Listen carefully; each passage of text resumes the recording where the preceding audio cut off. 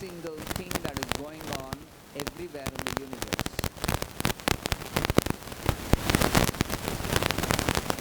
Now, apart from Kala being the witness, there are many other witnesses also.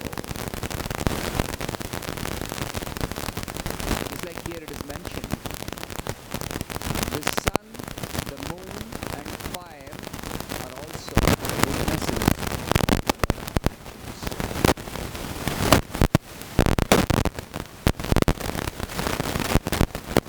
Then Lord Shiva also is a witness of all our actions. Not only Lord Shiva, there are many devatas who are witness.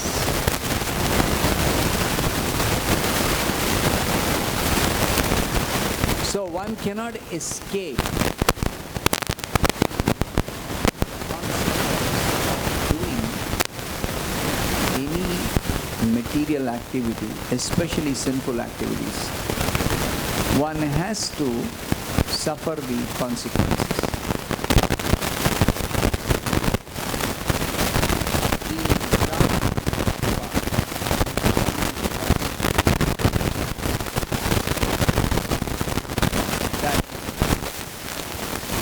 If you indulge in sex at the wrong time, then don't think that you can escape the consequences. Because Lord Shiva, he is always seen with his 3 eyes. Normally everyone has 2 eyes, but Shiva has 3 eyes. Normally with our eyes, our seeing power is limited. But Shiva's seeing power is very much powerful. He is able to see what is going on in the entire universe. He is able to see what is going on in the entire universe. He is able to see the past, present and future. Such personalities are called Trikalagya. Trikala refers to past, present and future. 3 phases of time. Gya means one who knows or one who can see. Shiva is one extraordinary personality who can see the past, present and future of everyone in this whole universe.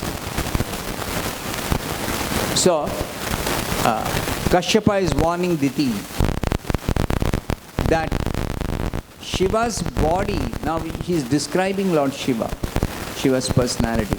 Shiva's personality is very extraordinary personality. Shiva appears like a madman.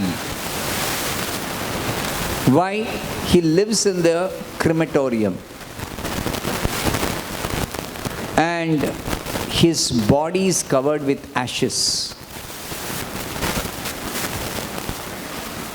His body is reddish in color. Very scaring to look at, Shiva's features. Not at all very pleasing personality. His hair is dusty from the whirlwind dust of the burning crematorium. And he is described here as Kashyapa's younger brother. Why? Because Diti's sister Sati had married Shiva. So Prabhupada says the husband of one's sister is considered one's brother.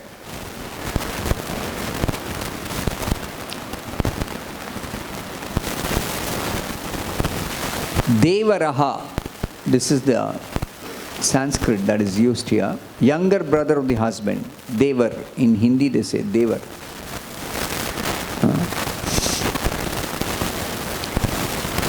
So Srila Prabhupada explains in the purport what is the position of Lord Shiva.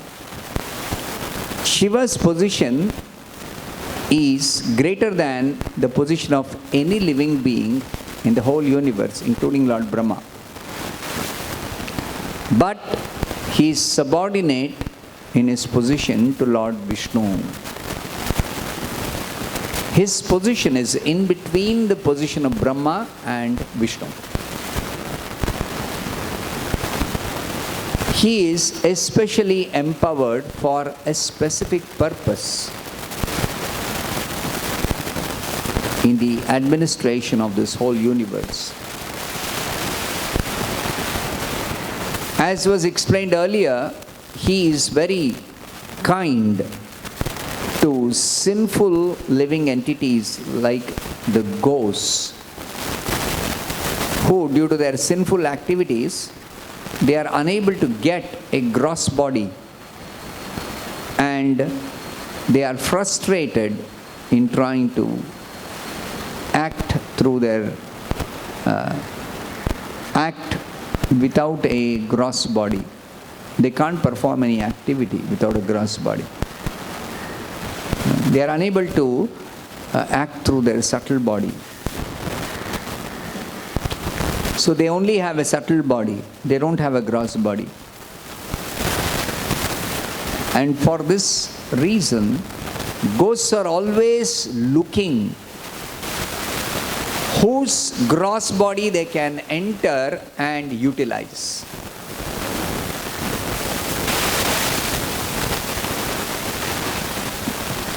So when it is said somebody is attacked by a ghost, of course it may not always be true. When people think like that, somebody behaves in a very strange way, they say is ghostly haunted or ghost has attacked. May not be true always, but sometimes yes. That is provided the karma of the ghost permits the ghost to enter someone else's body, whose karma is also bad enough to be attacked by the ghost. So both the karmas have to match. Then only the ghost can enter someone else's body, and that also for a short time, for a little time. So after some time, the ghost has to leave the body. So while the ghost is in someone else's body, what will the ghost do? Utilize that body for its purpose.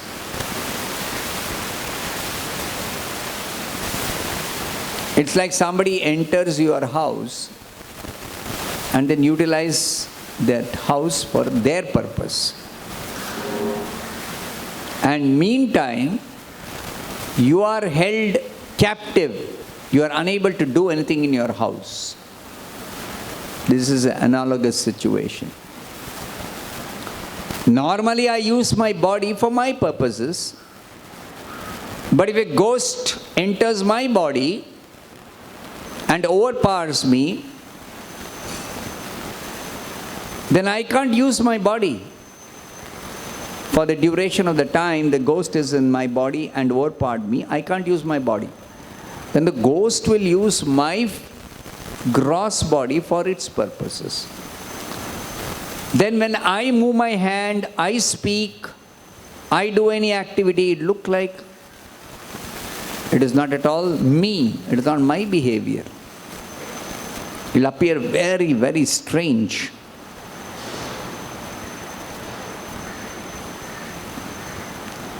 So this particular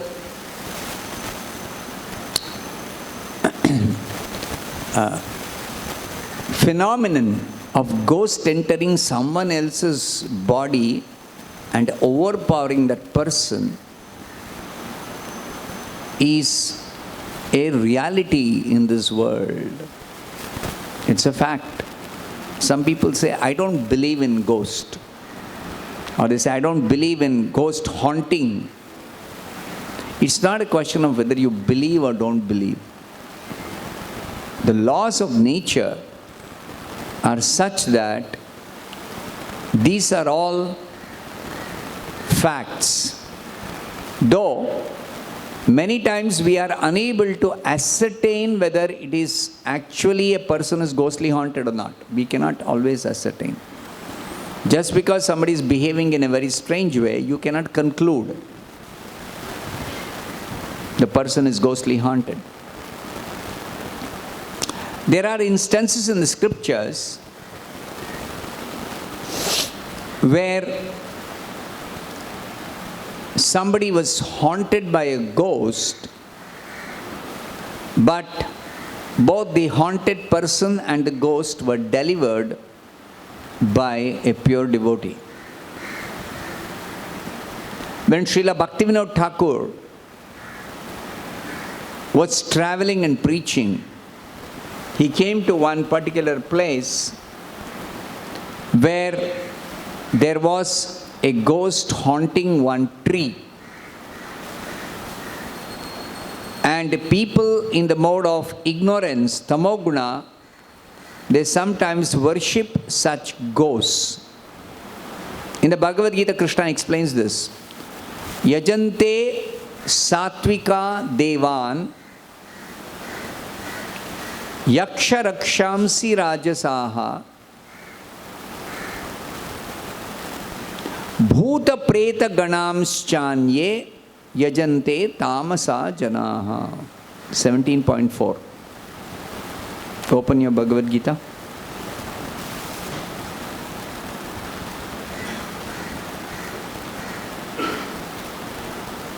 Raghav Sharan, read the translation. Is it 17.4? No. Read the translation.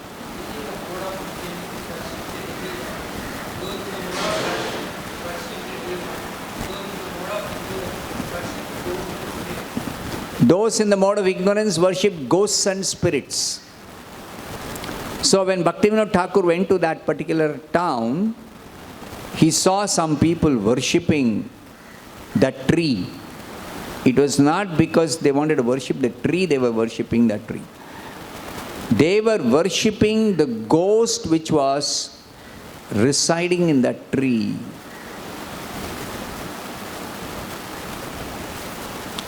So, that ghost was residing in the tree and creating disturbance in the town for people.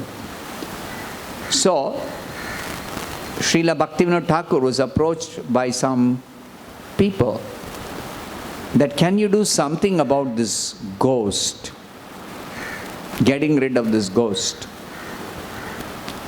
So Srila Bhaktivinoda Thakur engaged one devotee to read Srimad Bhagavatam, to recite Srimad Bhagavatam under that tree which was ghostly haunted.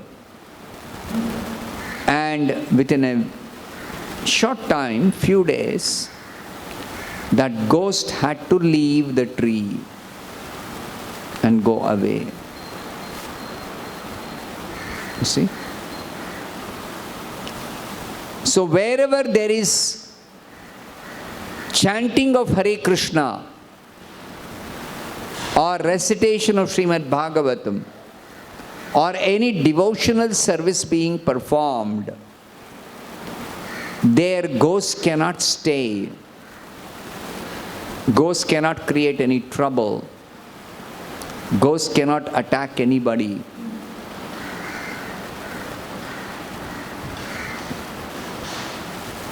So what is the solution if somebody is attacked by a ghost? Simply you have to chant Hare Krishna. Immediately the ghost has to leave the place. Cannot remain in the place.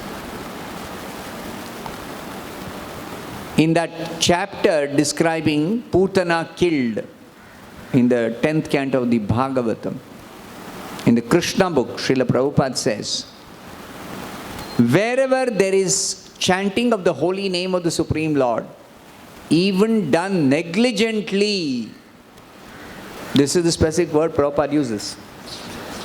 Even if somebody is chanting negligently, In such a place, no ghosts can remain. They have to immediately leave the place and go. All varieties, there are varieties of ghosts. In the scriptures, there is a description.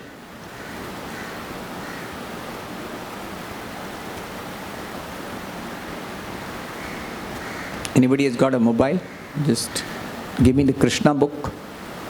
Or is there a Krishna book here?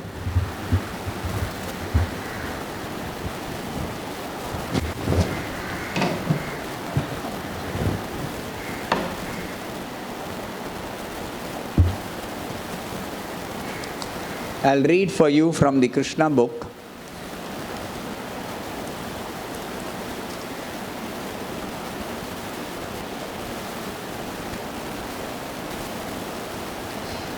It is said that whenever the chanting of the holy name of Krishna is done, even negligently, all bad elements, witches, ghosts, and dangerous calamities immediately disappear.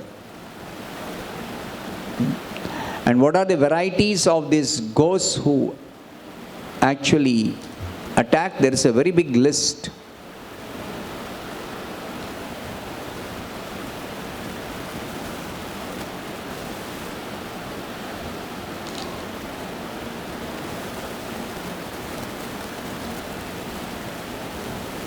Where that list is given.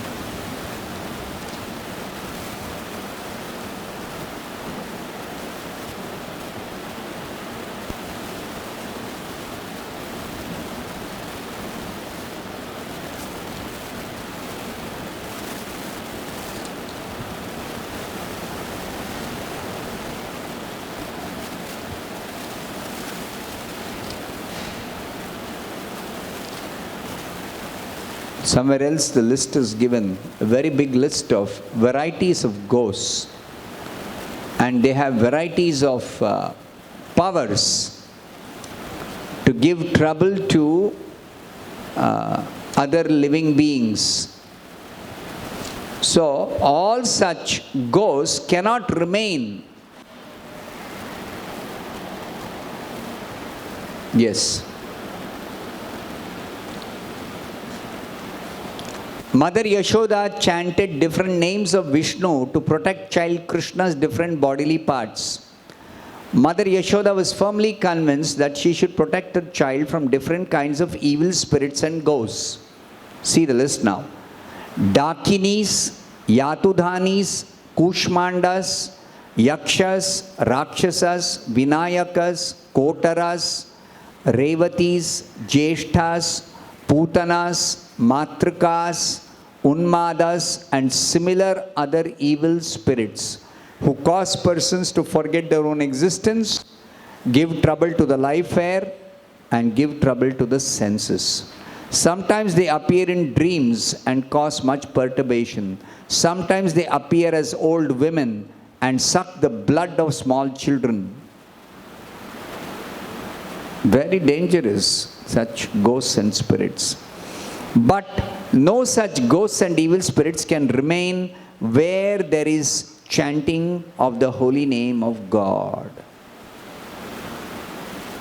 So Srila Bhaktivinoda Thakur proved this, that because of recitation of Bhagavatam, that ghost was immediately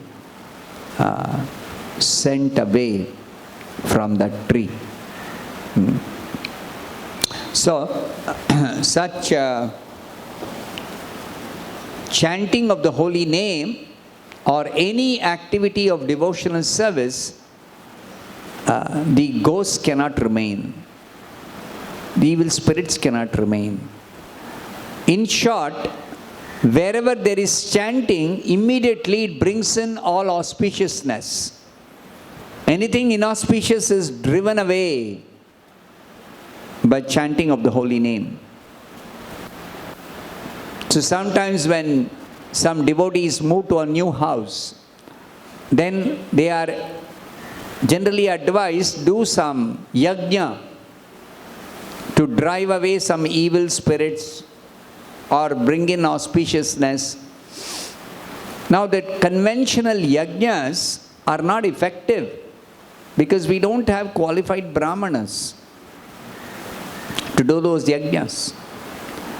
So the best way to purify your house or any place is simply to perform Sankirtana, to chant the holy name of Krishna. Especially congregational chanting is very powerful. Sankirtan Yajna. You do Sankirtan Yajna, you're able to drive away all the witches, ghosts, spirits, evil spirits. Everything is driven away.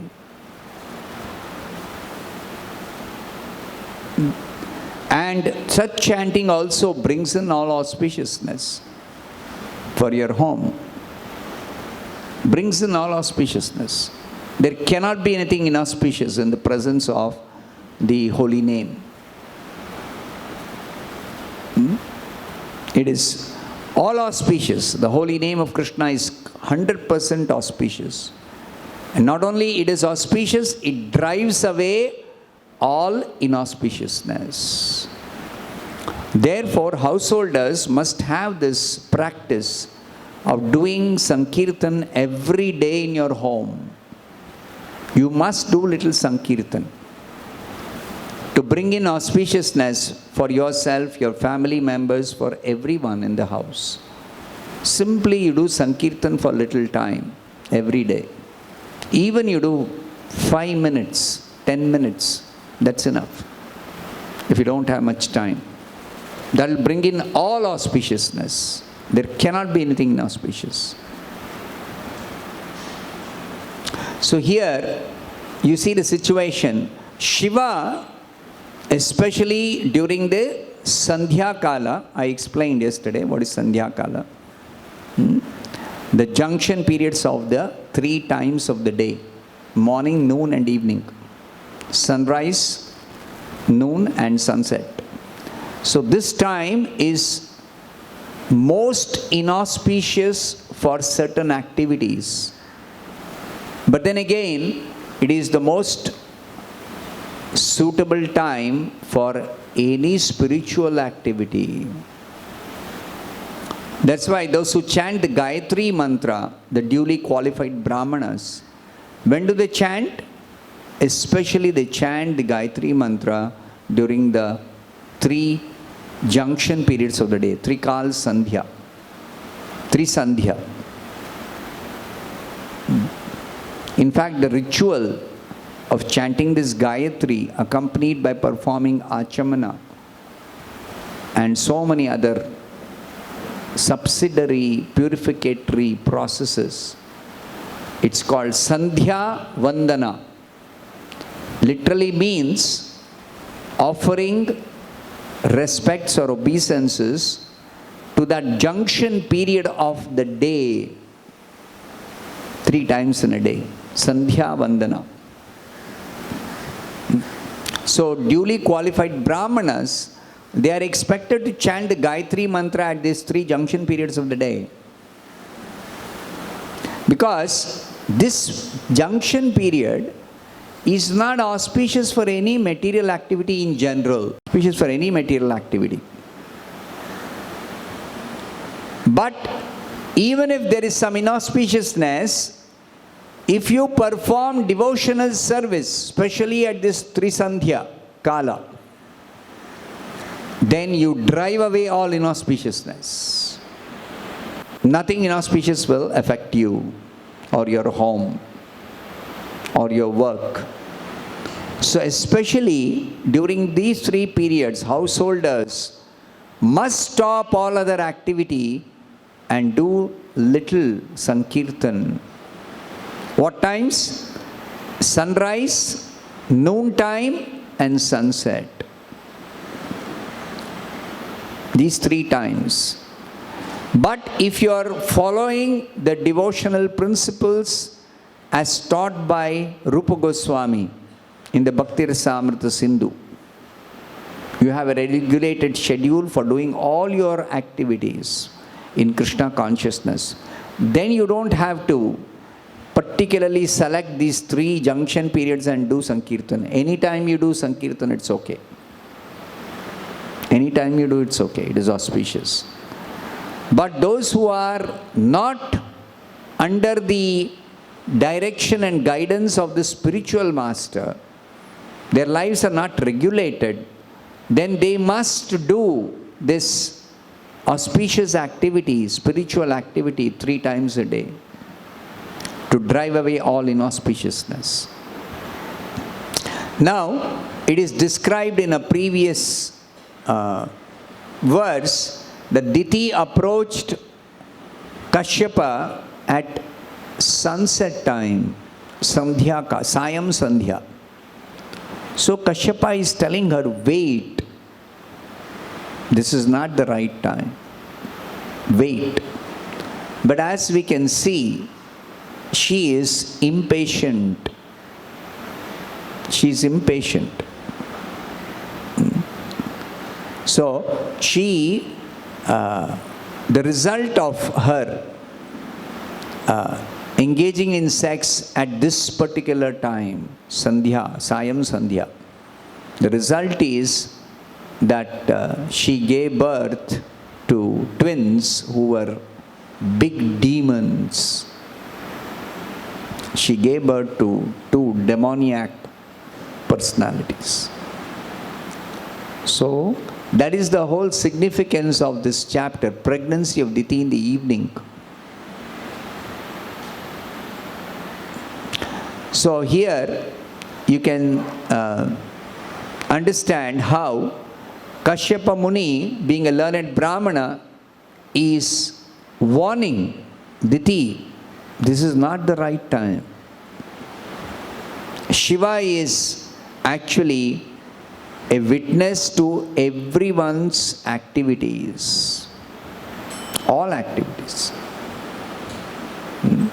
Srila Prabhupada explains here, Diti might argue that they would enjoy sex life in a private place, but Kashyapa is telling you cannot hide from Shiva. You cannot hide anything from Shiva.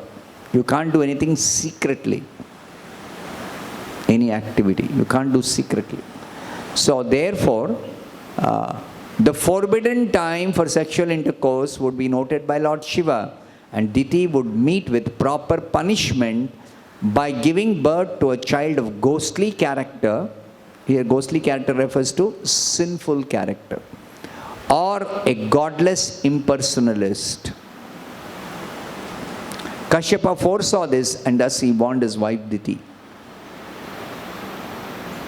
So we will see in the future verses what happens and how things take shape.